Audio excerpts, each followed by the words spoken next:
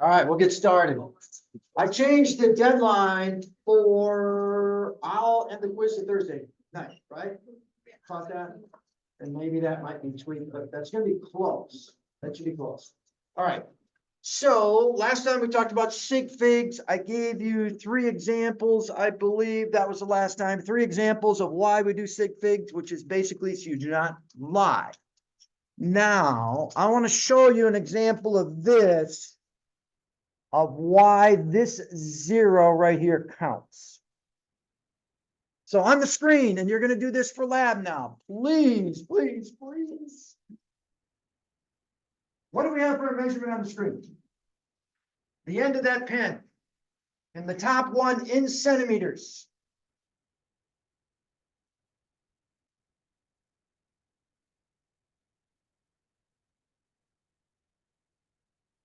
.25? 4.25? 4.25. How many decimal places? 2. If you measure with a centimeter ruler for lab this week, how many decimal places for every measurement? 2. Now watch this.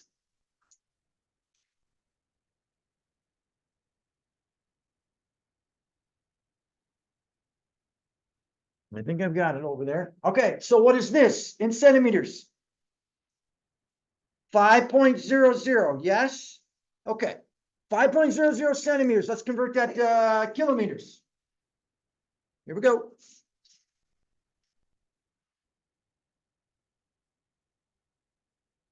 5.00 centimeters. That's what we had, yes? Now I'm going to, and we know these zeros count because we wrote them down. I've got centi here. If I want to go to kilo here, I need to go to the left 5, yes? And if I go to the left 5, I'm going to keep these zeros. So if I went 5 to the left, there's 1. I would have 4 zeros. 1, 2, 3, 4, 5, 0, 0 kilometers, yes? And these zeros count, right? Those zeros count. Okay. So last time we did addition, subtraction, scientific notation on this page. We went through all of these. We did our units. So you're going to do some measuring and some converting for lab. Any general questions? So I'll throw this into YouTube. Sometimes it delays because I let it process and then I cut off the front and the back. I probably am not going to do it. I started this soon, so there might be 2 minutes of dead space. for the YouTube video. Okay. Well, we're now going to kind of start at the beginning and go through some things. I'll show you some examples. But the study, composition, properties, interactions of matter, chemistry. And this talks about here, we got the scientific method. Now, you've all done the scientific method before, whether or not it's on your dog, your cat, your boyfriend, girlfriend. You've all tested a theory. I know you have. Okay. Then otherwise, we can talk about matter being a solid, liquid, or gas, which you've had in the past enough.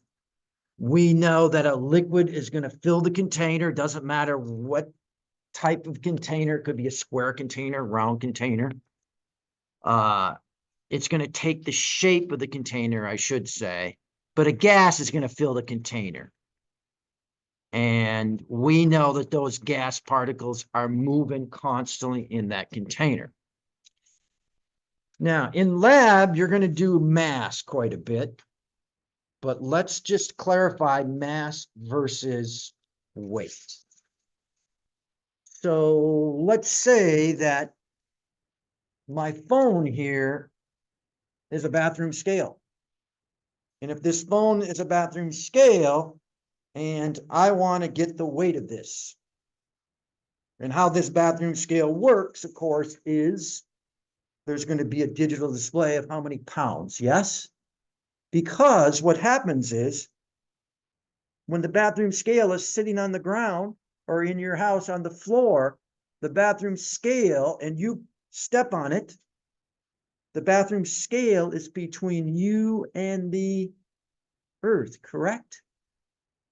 You put the bathroom scale between you and the earth. What's the earth trying to do? Push you right down through the bathroom scale, correct? That's what the earth is trying to do. It's trying to push you right down through the bathroom scale. Well, if you put the scale between you and the earth, it's trying to push you through the scale. And obviously, we can get some spring-loaded measurements for that. Now, if I take this same bathroom scale to the moon, and I do the same thing, am I going to get a display of numbers of pounds? Yes, I am. But the moon underneath the scale is about 1/6 the mass of the earth, so you weigh 1/6 as much. So you weigh 180 pounds on earth, you weigh 30 pounds on the moon, 120, 20 pounds. Now, but when we do mass, the amount of matter, and we also know that your weight would depend upon, if we take this same bathroom scale and dig a hole 10 feet deep, it still works, right? Still works. 20 feet deep would still work. But you are being pulled to the center of the earth, right? Gravity's trying to pull you to the center of the earth. If you did mass, and if you took this setup to the moon, on Earth and the moon, if this dog has a mass of 1 kilogram on Earth, you would still have to put the same 1 kilogram on to balance this out on the moon. The old way to do mass, it used to be a pain in the butt to do an accurate mass, because you'd use that counterweight and you'd have these tweezers and you start adding these masses, and you use tweezers because you don't want to get oil from your skin on them. It's a pain. So how do these do mass? Well, just like when you mass the dog, you have to have a known standard mass. This known standard mass is 1 kilogram. If we took this pan balance, it doesn't matter where we take it, 1 kilogram is going to balance it. So what we need to do with these electronic balances is we get this known standard mass. We have to put it on there and tell the internal computer In this case, that's 2,000 pounds. And if we had this balance in Denver, Colorado, the Mile High City, we would need to put those two weights on there and tell the computer it's 2,000 pounds. If we moved it from here up to the fourth floor, you'd want to put the weights on there and tell it it's 2,000 pounds. So mass works because the internal computer on our digital balances have been calibrated with a known standard mass. So we will mass everything. We're not going to do it according to gravity, which is weight. Okay, some other things you started out in OWL was this, and I forgot to type these in red. I started typing some things in, and I do like this chart here. So our types of matter can be a pure substance or mixture. If we have a pure substance, it's going to have definite composition, cannot be separated by physical processes, and that is going to be elements or compounds. Now, these elements are, of course, can be found on our periodic table, right? Notice our compounds are two or more elements combined. Obviously, we have table salt here. Here we have water. If we have a mixture, it's going to be variable composition, cannot be separated by physical processes, but we can have a homogeneous mixture. It should be uniform. An example of a homogeneous mixture, it should look the same. The first drop, if it's a liquid, should be the same as the last drop. So if you had salt water, if you had Kool-Aid, but salt and water. Notice if you have brass, this is a solid mixture. If you're wearing 14 karat gold, it should be a homogeneous mixture. It's not pure gold. It is not an element. So brass made up of copper and zinc, and obviously heterogeneous, non-uniform pizza, sand, and water. Now, where did you see something like this? Maybe you noticed that on a small carton of milk when you were younger.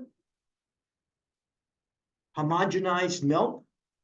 Yeah, okay, now I see some vertical heads. Now, for those of you that are not sure about homogenized milk, I got to educate you a little bit because I'm a farm kid. If they did not homogenize milk, what happens? It turns into a heterogeneous mixture. What happens if they do not homogenize milk? What's going to happen? Regular milk, straight out of any mammal. What's going to happen?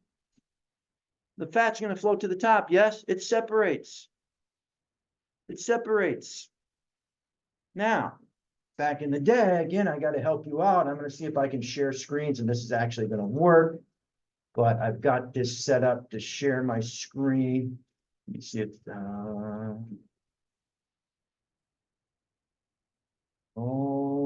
Cancel. I'm going to share my screen. I'm going to share my screen, and should be this one. It's on the wrong one. Okay, real quick. Back in the day, home delivery of milk, they let the fat float to the top, and you would take it off the top. That's where your cream or fat would be. Okay. Now, for those of you that are really struggle because you're not have no ag background, let me help you out. This is a skim milk cow, 0 fat. This cow that has about a little bit of black on it, that is your 1% milk cow. This is your 2% cow. This is your whole milk cow, chocolate milk cow, Oreo cookie filling cow. And that one right here, you make chocolate chips with. Chocolate chip ice cream. No, you don't.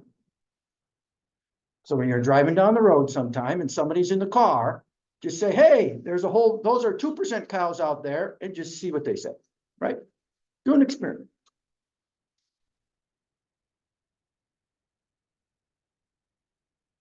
Okay, let me make sure I'm on the right screen again.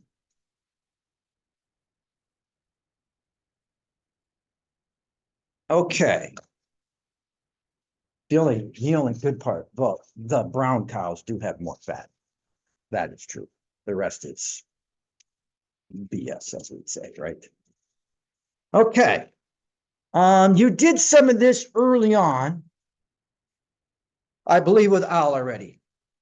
But a change in the state or properties of matter without change in the chemical composition, a physical change.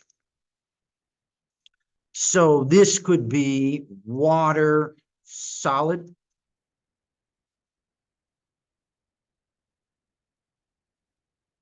to water liquid, huh? And to water gas. Just a physical change. You still have water. Yes, you still have H2O. So that's just a change in state, solid, liquid, gas. But you're not changing it chemically. You still have H2O or water.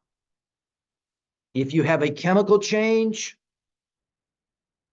and it produces one or more types of matter that differ. So a chemical change, this for sure down here is a chemical change from iron solid to rust, huh? Iron oxide.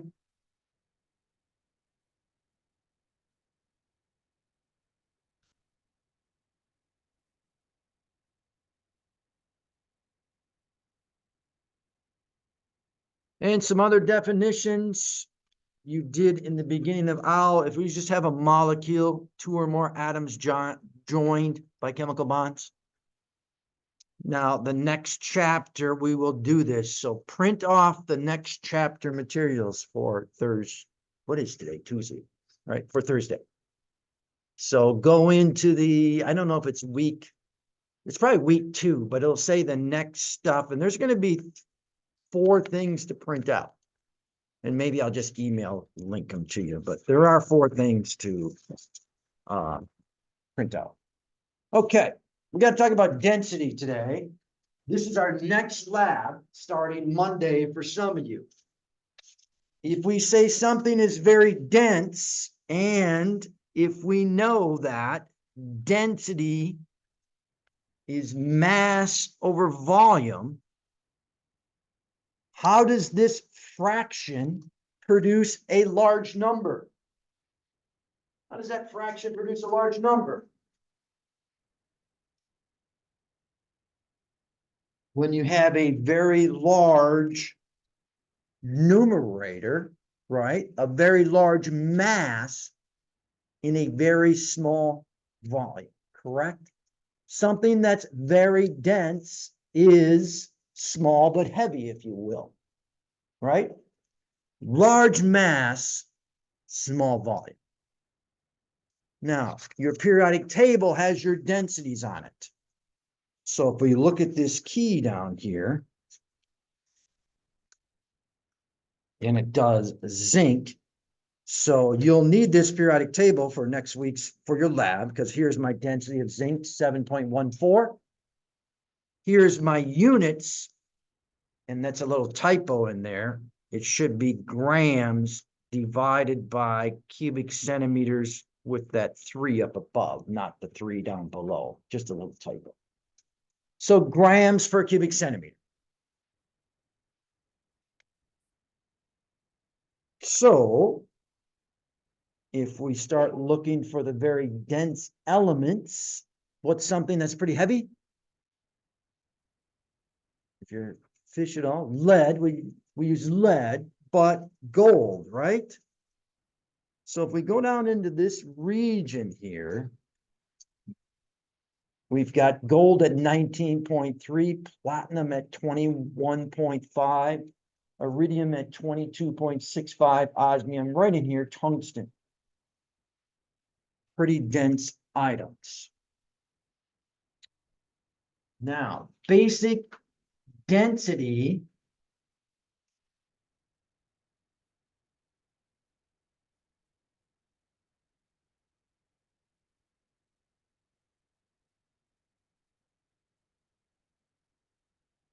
something like this. Okay. I got to make sure I'm sharing the right screen. I think I am.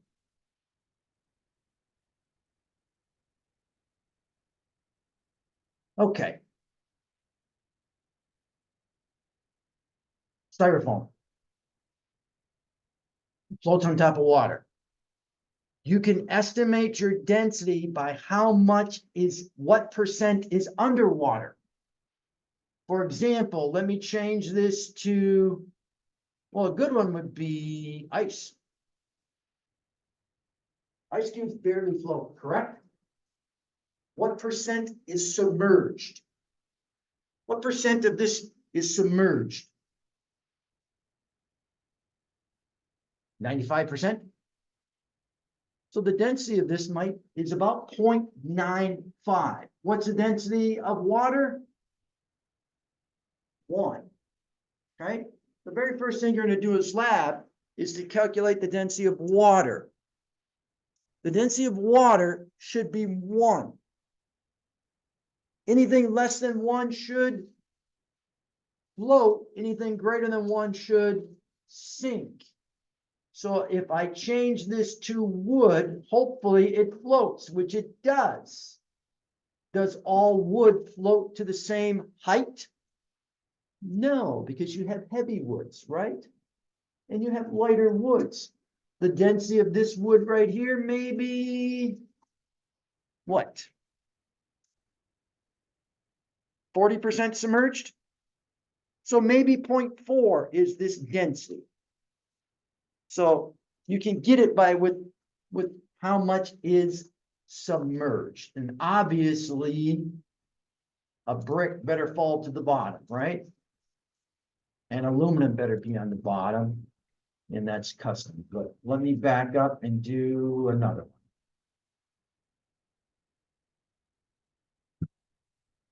one. Okay. So here we have some density, and this is in water, so we can just throw them in.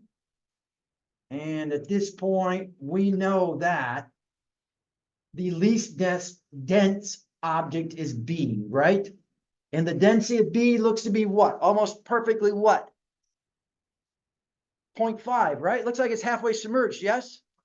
Right around 0.5 should be that density. Now, all of these objects have the same mass. So let me line these things up.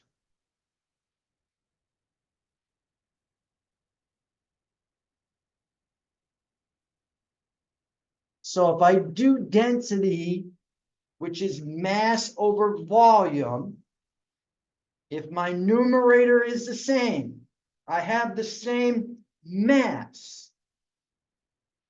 Which one's most dense? The smallest volume, correct? And in this case, this object here should be the most dense. Yeah. The largest mass in the smallest volume. Well, what about this? All of these have the same volume, my same denominator. Which one's most dense? The denominator volume is the same. Which one's the most dense? The one with the most mass, correct? The one with the most mass. And if they have the same density, I don't know what they are, obviously. Yeah, oops. If they're at the same density, they all should float to the same point, to the same percent should be floating.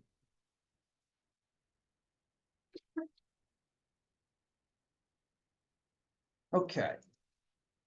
Let's just take this and here's my density table if I wanted to look This is not all woods. This is 0.4. Then we have gasoline. Gasoline should float on water. An apple floats on water. Notice ice, we said was about 0.95, 0.92 for ice. A human about 0.95. That would depend. And water 1. So let's look at these here. What do we got? Ooh, what's the density of this one? 1D, what's the density? It's exactly the same as water, right?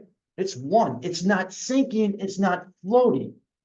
So notice what the volume here on the left here. This starts out at 100 liters. The volume is 5 liters, yes? Now 5 liters or 5,000 milliliters,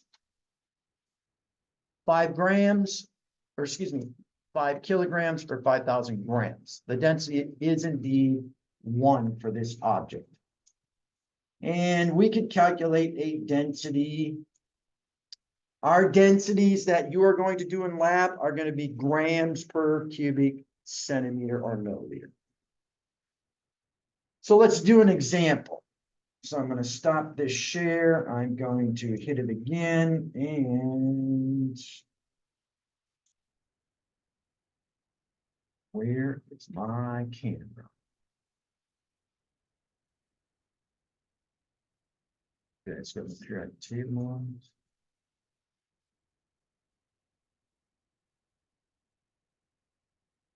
It's not sharing.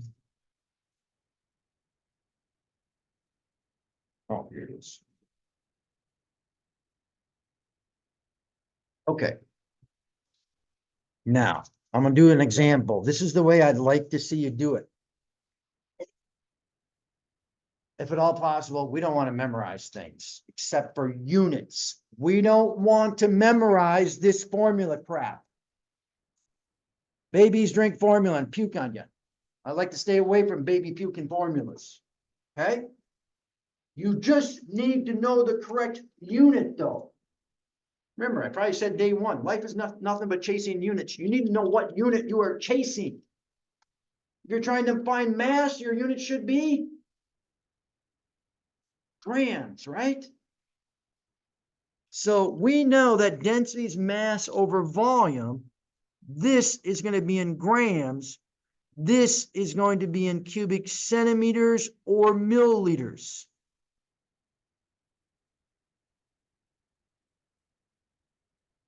Now, here's an example of where we do not want to use a formula. Sure. Well, I'm going to show you, and then I'm not going to use it. Density is equal to mass over volume.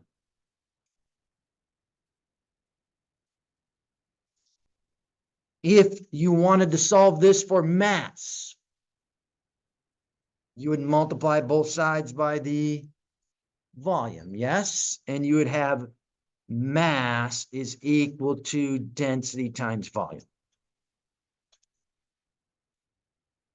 Now, if you took this and you wanted to solve it for volume,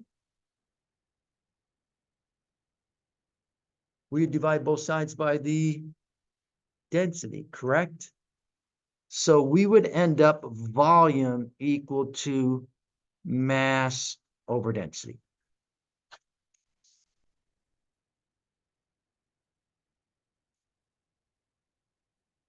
Now, I'm going to show you doing this without memorizing the baby puking formulas. That's why I'm not a fan of math teachers. I like to slap those math teachers up once in a while. They tell you to memorize all these formulas. You don't need to memorize formulas. For example, let me just flip this over. Watch this. You're traveling down the road with your cruise on at 60 miles per hour. How far are you going to go in 4 hours? Don't write this down. What? How far are you going to go in 4 hours? You would just go 4 hours right here. Hours would cancel out, correct? And you would go 240 miles. Agreed? Now, 4 hours is a single unit number. Miles over hours is a double unit number. Always start when you can in math and physics, or math and chemistry and physics, but chemistry and physics with a single unit number first, always, if you have a choice. Now, my next question is, how long is it going to take you to go 480 miles? How long is it going to take you to go 480 miles? I'm going to start with 480 miles. That's my single unit number. And I'm going to take what I had here, and I'm just going to flip the units. You go 60 miles every 1 hour. So what? 1 hour on top, 60 miles on the bottom. Yes? I flipped my units, and I would end up with 8 hours. Now, those damn math teachers say, well, that's the dirt equation. That's distance, rate, and time. The hell with that. You don't need a formula for this either, do you? You need to do what we've done. You need to cancel units. Cancel units. You don't need to memorize a formula. You need to memorize the correct unit. Okay, here's my density example then. We're doing the exact same thing. Let's say we have gold. So I'm going to put two problems right here. Let's say we've got the density of gold 19.3 grams per cubic centimeter. Now you can write this down if you want. This is straight off the periodic table, correct? The density of gold, 19.3 grams per cubic centimeter. If we have a mass of 585 grams, what's my volume going to be?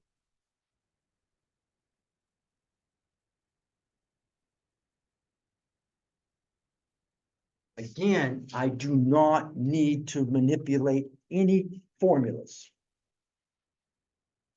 Now think about it this way. Let's really back this up a little bit. In order to solve this, can you add, are you going to add or subtract these two numbers? No, why not? Because the units don't match, right? Like subtracting pigs from your cows. You can't subtract pigs and cows. So you're not going to add or subtract these two numbers. You're going to end up multiplying or dividing. Start out with your single unit number, 585 grams. We're going to bring down the double unit number for density. And are we going to leave it the same? Oh, and we want our volume in cubic centimeters. Sorry.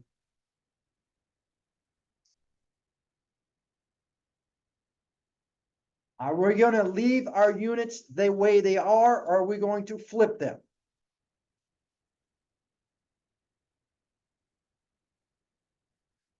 Now, don't write this down. If I left this unit, you don't need to solve it. If I left the unit, I'm going to scribble this out. I'd end up with grams over cubic centimeters. I'd end up with grams times gram. I'd end up with grams squared over cubic centimeters, correct? So you know then, I just write the word flip. We're going to flip those units, correct? And I'm going to put my cubic centimeter on top and my 19.3 grams on the bottom. And if I want, I can put a 1 here. And what happens is my units cancel out, correct? I have grams here, cancel out with grams there. I did not need to memorize a formula because, well, you know you're going to get stressed come test time. Some of you are, right? Oh, I can't remember the formula. You don't need to remember the formula. You do not need to remember the formula. Grams cross out. And if I multiply that out, what do I get?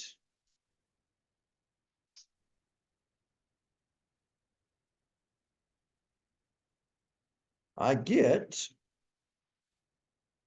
what do I get to 3 sig figs? I get 19.3 times 585. Ooh. Let's do this as well. 11,290.5 cubic centimeters. But now let's do this to 3 sig figs. Is that not right? Oh, I didn't divide it, I multiplied it. I'm all out of sorts because I didn't throw my good calculator in before I went to the airport. Oh man, that was a damn excuse. I got jet lag too. Let's do this again. 30.31088808 cubic centimeters. Is that better? Yeah.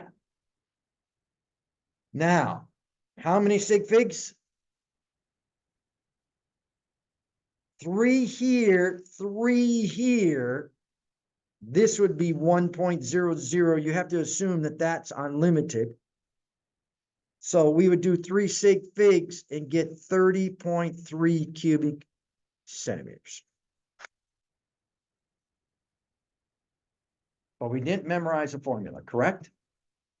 Now, for some of those students that had your baby blanket until you were 6, I got to show you the formula because no matter what, you are going to plug that formula. I know you are. There's some of you in here that are going to plug a formula no matter what. Okay, so here's the formula.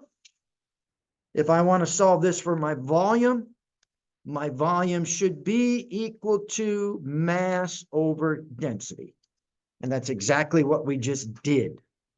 Mass on top, right there. My density number is on the bottom.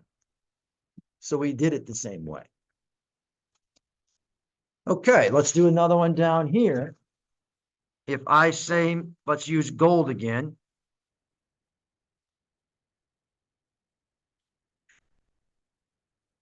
If I have gold, let's say my volume is 1.62 cubic centimeters. What's my mass going to be? And my unit for mass should be in grams, right? Should be in grams.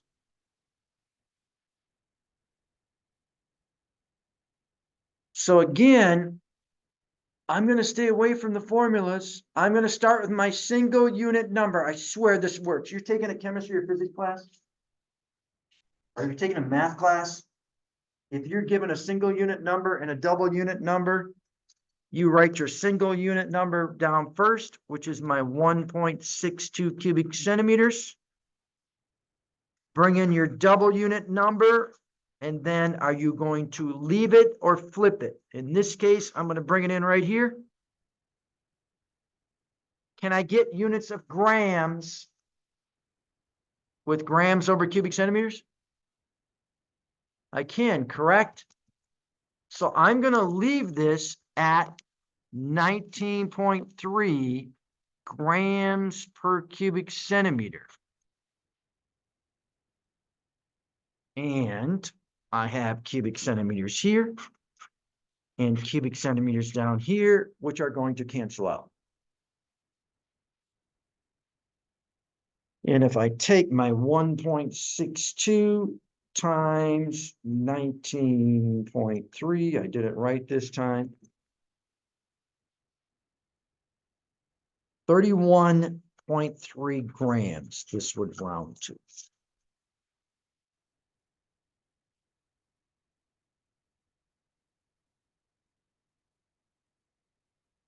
Okay, now be careful. Do not do some of this stuff I'm going to mention now. This is what I see from students when they do this lab. Okay?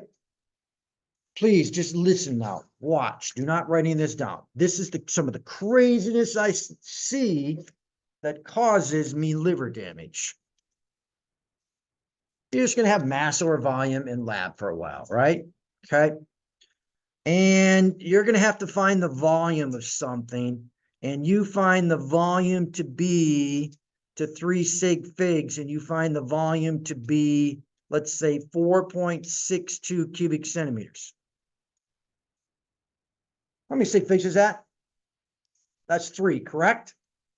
You take your object over to the digital balance, and it's 22.4162 grams. What do you plug into your equation? 22.4162 grams goes on top. You know what students do? Well, this is 3 sig figs, so I'm going to chop this off to 22.4 grams. No, if you have a digital number, you stick all those numbers in, okay? Don't go to the balance and start chopping numbers off of the balance. If you get a digital grams on your balance, you are going to use them all. So when I do this problem in lab, I would have 22.4162 grams divided by 4.62 cubic centimeters. I've got 6 sig figs divided by 3 sig figs. That's perfectly fine. How many sig figs in my answer? 3, correct? The same as the least when you divide. Okay? The same as the least when you divide. Okay. We've established that we're not going to use any baby puking formulas. There'll be some baby puking formulas. Believe me, that will come up later on. So in lab, if you have a perfect rectangular solid or a cylinder or a sphere that's a perfect geometric shape, you can use a little geometry on it to get the volume. If you do not have a perfect shape, we'll use water displacement. Now, a reminder that you are going to read the bottom of the meniscus, yes? And if I read the volume of this one right here, this goes up by once. So this is 20, 21, 22. If it goes up by ones, you're estimating the next one, which is 1 decimal place. Remember that. If a graduated cylinder like this goes up by ones, you are always going to estimate part of a 1, if you will. So that would give you 1 decimal place to the tenths. So this reading right here, so this is 20. If this is 21, if we read the bottom of the meniscus here, looks to be about 20.6 milliliters. Oops, I was off there. 20.6 maybe? Sound logical? 20.6, would you take 20.7?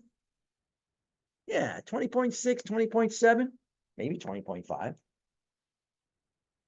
Okay. How many sig figs in 20.6? 3, correct? 3. That doesn't match over here. Oh, this is 21.6, you guys, right? The 20's down here, 21.6. Right? I saw you guys throw a pen at me or throw my 21.6. Okay, let's do the next page. On the next page, I'm not sure if your copy comes out perfect, but let's see if we can figure this out. So if this is a piece of metal rebar, it is not a perfect cylinder. We've got these grooves, if you will. So if I zoom in order to calculate or figure out the volume, we use water displacement because the water is going to surround that. And the difference in water heights is the volume of the object. In this case, we have a mass of 69.658 grams. 5 sig figs, yes? So density is going to be my mass divided by my volume.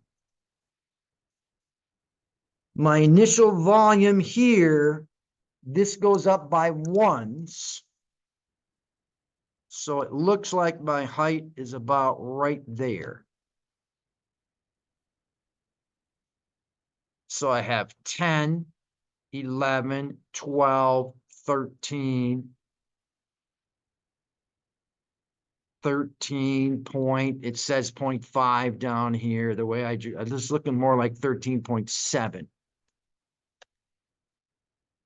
13.7 milliliters. Does this show up on your copy? Is it black and white? Is it color? It's not showing up on yours? No. Okay, so 13.7. We suspend this in here and it goes to right here. And I agree with what it says on here. This is 20, 21, 22, 22.4 milliliters. Ooh, somebody should have hollered at me. 13.7 up to 22.4. Now we're going to work the sig figs out in this as well. Our volume is going to be our final height minus our initial height. That's how much the water went up. So my volume is going to be 22.7 milliliters minus 22.4, sorry. 22.4 milliliters minus 13.7 milliliters.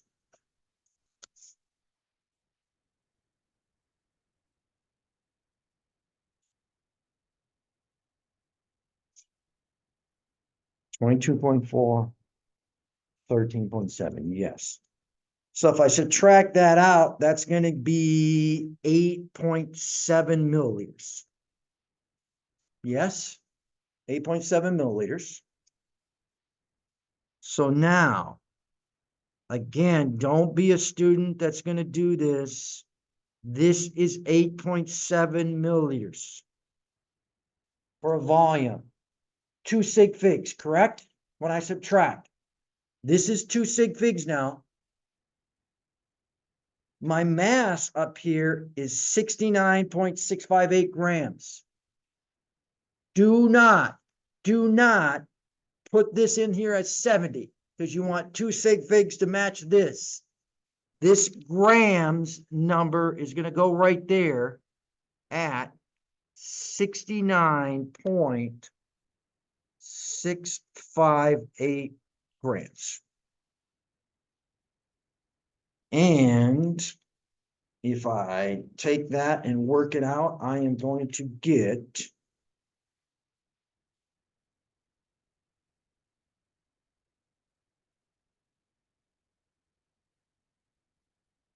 8.0 per cubic centimeter or milliliter. Same thing, 8.0.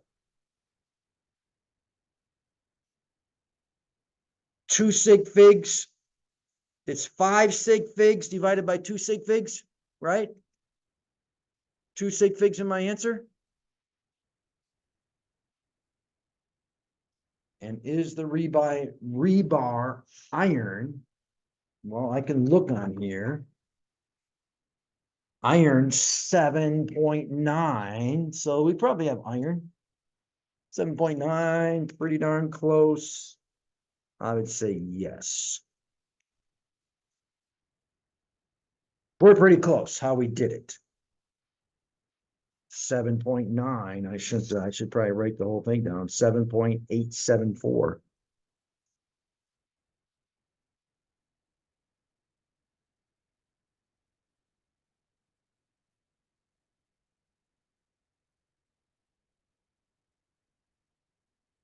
Right? Very similar to this water displacement. This starts out here at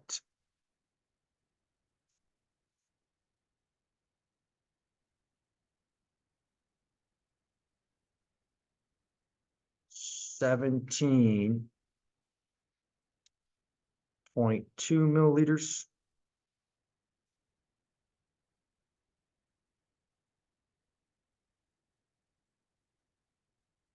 And my final height here at 19.8.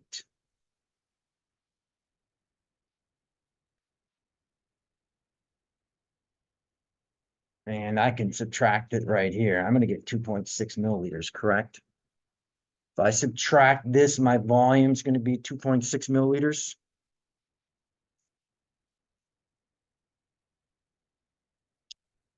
So my density is going to be my mass of 51.842 grams divided by 2.6 milliliters.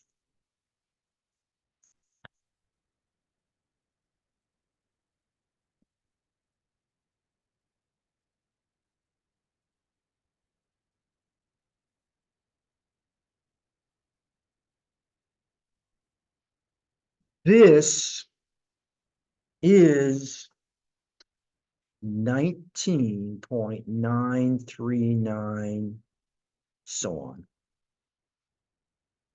If I make this 2 sig figs, what do I have to put down? 2 sig figs. This 9 is going to push this up to a 0. I'm going to write down 20, right? And I want the ones place to count. I need to drop a decimal right there.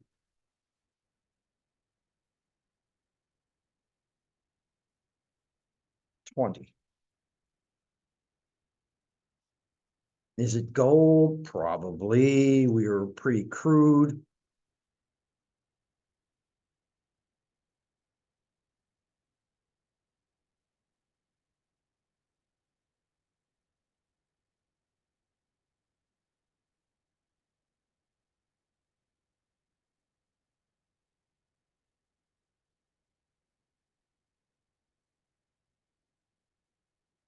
Okay, I'm going to page ahead a little bit, then I'm going to come back to some videos I want to show you. But I want to page ahead to this temperature, and then I'm going to finish this off with videos today. So here is our 3 temperature scales. This is SI. This is our Systems International Kelvin. This is metric. This English garbage crap, right? So here's another thing you do not have to memorize. Can you convert Celsius to Fahrenheit, Fahrenheit to Celsius?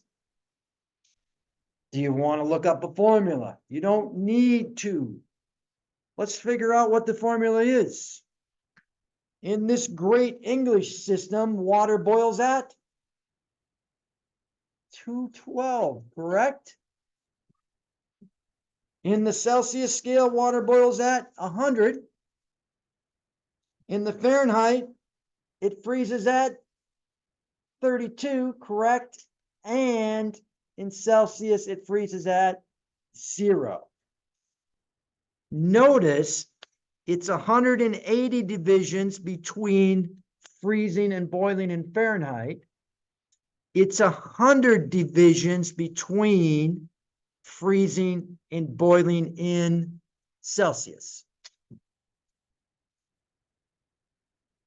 If you want a temperature in Celsius, if I take 180 divided by 100, isn't 180 divided by 100? If I divide numerator and denominator by 20, that's 9/5, correct? That's where your 9/5 come from. So there's your 9/5. You know that 0 degrees Celsius is equal to 32 Fahrenheit. So we're just going to add 32. So if you have your temperature in Celsius, take 9/5 times your temperature in Celsius, add 32. If you take the reciprocal of this, you get 5/9, and then we're going to subtract 32. The trivia question is, at what temperature are they exactly the same? And it should be this.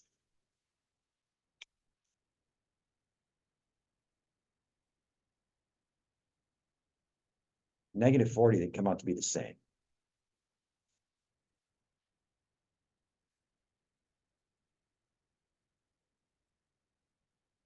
We only do just a little bit with Kelvin temperature when we talk about gases coming up in a couple labs. But the reason we use Kelvin is negatives screw up all of our calculations. So you can end up with negative Fahrenheit. You can end up with negative Celsius. There is no such thing as negative Kelvin. This should be a capital. So the coldest possible temperature we could ever get to, 0 Kelvin. The coldest item that science usually deals with pretty commonly is liquid nitrogen, 77 Kelvin, but liquid helium is down to 4. So if they want super, super cold things, liquid helium is the answer. And then we know that Kelvin, if you want Kelvin temperature, it's Celsius plus 273.15. I like to put it like this. Kelvin is equal to degrees Celsius plus 273.15. Looks a little clean. Okay. With that, you can do all of this quiz. So we'll answer questions next time. So here's this quiz. Complete all of this quiz. Okay. So we're going to answer questions on this Thursday, and then it's due Thursday at midnight. And then the OWL homework, I will leave that deadline as Thursday as well. Okay. That means you're going to print off 4 items, but now I'm going to show you some videos from this. So hold on. Let me show you some videos. Do not go anywhere. Do not try to pack things up. Do not make a bunch of noise.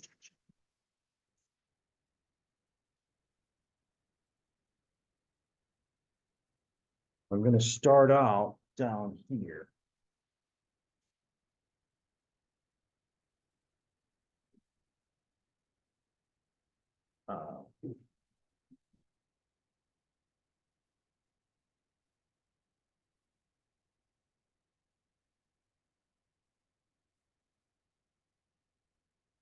I actually accidentally closed out that file.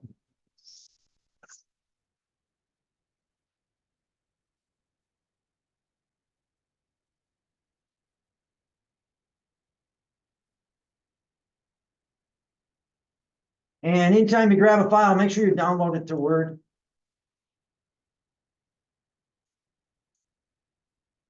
And I'm going to start this, and then I'll try to get the screen share correct.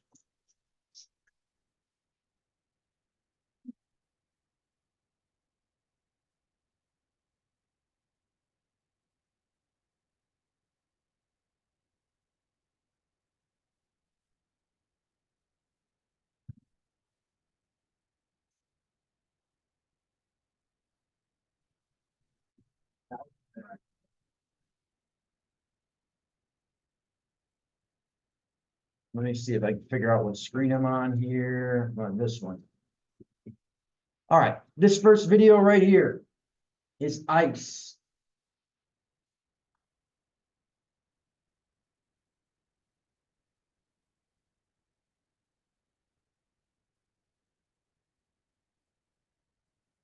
Okay, there's ice. Notice the hole in the middle. 6 waters will lock up at a time. When those 6 waters lock up, the volume increases. Mass stays the same. Volume increases because of the hole in the middle. This is why ice floats. When it freezes, it locks up 6 H2Os at a time. That includes snowflakes. Next time it snows, let a snowflake land. 6-sided snowflake. Yes, indeed, 6 sides for that snowflake.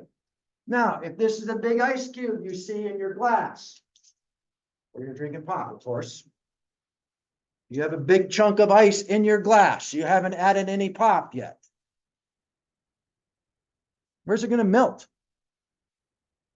The ice cube is going to melt on the bottom where it's in contact with the glass, and on top from the air, correct?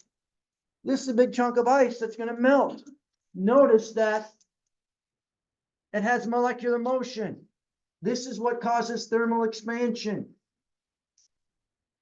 Things vibrate in a solid, and when they melt, they're vibrating so violently they cannot stay bonded together. And you're going to see the top of this huge ice cube melt, and you're going to see the bottom of the ice cube melt. But there is solid ice. The density increases because the volume increases. And that volume increase is what chews up our roads, right? This is what just makes a mess of our roads. But realize solids, thermal expansion before they've melted, the bonded atoms or molecules are going to shake. The higher the temperature, the more violent they are shaking and slamming into each other, the bigger they would expand before melting. So this here is ice melting. The next one is the exact opposite of that.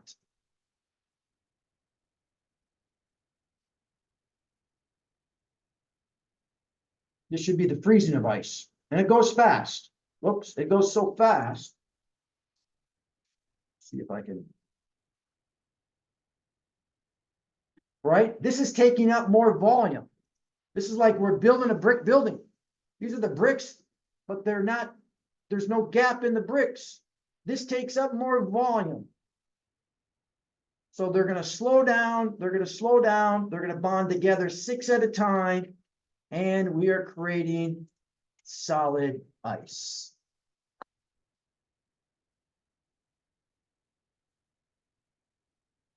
Now, in the next video goes with these recycling numbers. So we recycle based upon what the material it's made out of. So if you have recycling number 1, polyethylene terephthalate, it tells you what they are. Number 2, high density polyethylene. Vinyl, low density polyethylene, polypropylene, polystyrene, and other. Now, this video here that I got to show you, and I've got to make sure it's on the right screen again, which is right here. This is in the backside of the one of the Hawaiian Islands. They're 1,000 miles from any urban area. And this is an old video, but it works.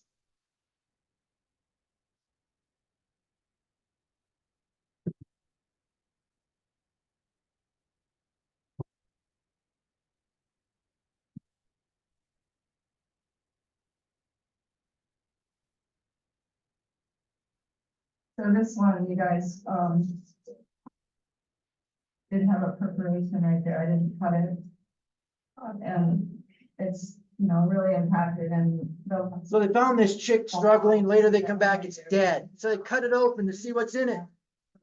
You can see the scar tissue. This isn't just happened. It's the sharpest thing in the world, but, with the pressure, right, of all of those other things inside there. This is from the oyster industry, and it's called a spacer. So they can be this long or this long, and they put a string through it, and they have an oyster growing here. And then it's a really common object that's Bottle caps, lots of plastics. some natural materials from us. Obviously, that's always been in their diet. Now, listen to the statement that's coming up. Listen to the statement that's coming up. It helps them break up. Well, I think they just accidentally did it. Oh my gosh. This is, So buoy or? yeah, that's a flow through. You found the nets down there, you can see what, yeah, almost like you'll have. I find it surprising that pieces of plastic this big can get from the mom and regurgitate it into the chick. That's it right there. Every bit of it regurgitated from the mom into the chick. But it's parent. And So when they get all done, there's 306 pieces of plastic. This is in one chick, 306.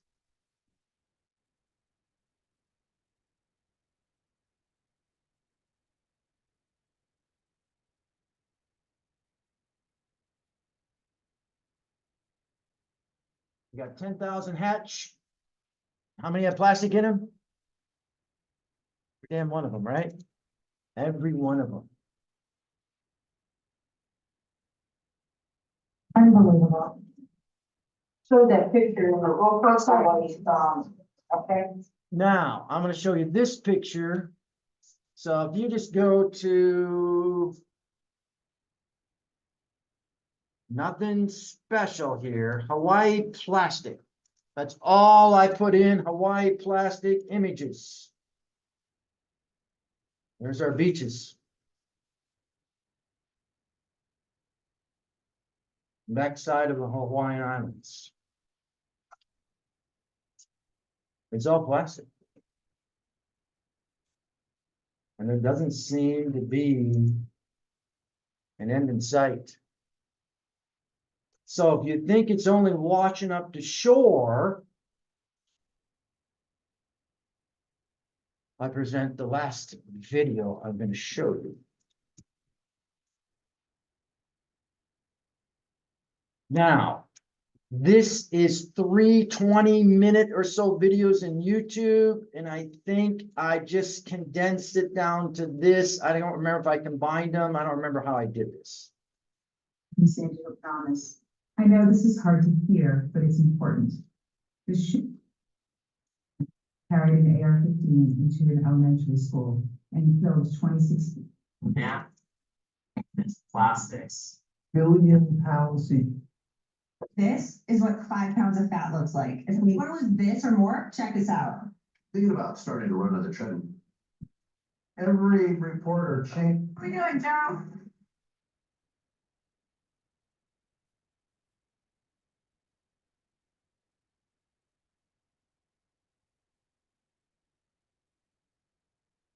What are we doing, Joe?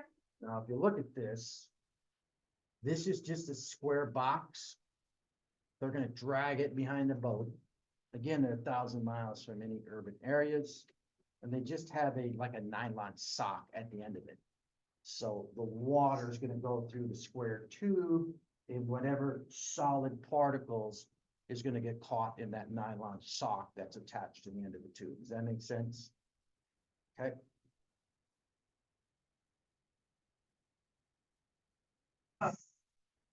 Plastic picture of the water. Control.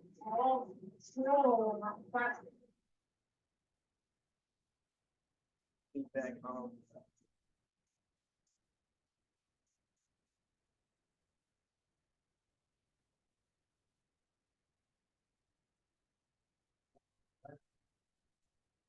There's a misconception that the worst kind of spill is those thing that gooey oily mess. Yeah. It's really these nice little bits of your plastic bottles that are gonna be around, forever, basically. So we're just on the outskirts of the gyre right now. I haven't really gotten to the thick of things. Already in the last hour, we've seen more fucking trash flow by than we have the entire voyage up till now. We're nowhere near land. We're nowhere near any other nice ships. And it's lots of city out there. All fucking plastic too. All gross sun-based plastic. It's absurd. Just this one chemical, bisphenol A. On a sail trip back from Australia, Emperor took the detour into a section of the North Pacific called North Pacific Gyre, which is kind of a swirling vortex of currents. That area is sort of historically acted as a collecting point for Hawaii, right here, yes? So everything's getting deposited on the back side of the Hawaiian Islands here. Or debris, and sometimes referred to as certain garbage patch. Now, the advent of plastics, it's one large continuous sort of dump. When Captain Moore found it, it was just plastic bags, bottles, consumer products as far as the eye can see. Some places have estimated that it's like the size of Texas. There's a lot of what sounds like hyperbole. Some people have written it off totally as just like urban myth. So we're gonna go out with Captain Moore's book. No urban myth. So. Let's see, let me show you what you're going to print. And then.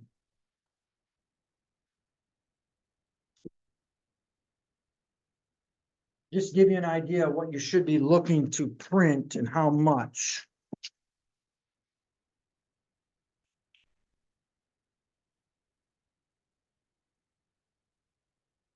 So you're gonna have something like this that says formulas of compounds.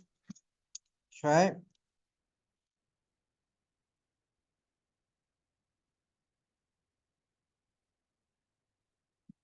There's going to be a formulas of compounds quiz to go with that. Then there's going to be a chapter 2 take-home quiz. And then there's a chapter 2. So there'll be 4 things you want to grab. I don't know if you're using GoodNotes or whatever, but there's 4 things you're going to want to grab for chapter 2. Okay. Any final questions? I guess I should turn this off. Okay, we'll start chapter 2 Thursday then. Okay, have a good rest of your evening.